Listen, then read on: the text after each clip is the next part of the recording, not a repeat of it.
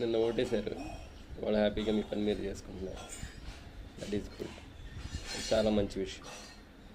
కానీ ఓటు వేయని వాడి పరిస్థితి, ఓకే, ఓటు ఉపయోగించుకున్న వాడి పరిస్థితి, వాళ్ళు అనుకుంటారు నేను ఓటు వేస్తే అలా జరిగేది ఇలా జరిగేది అని.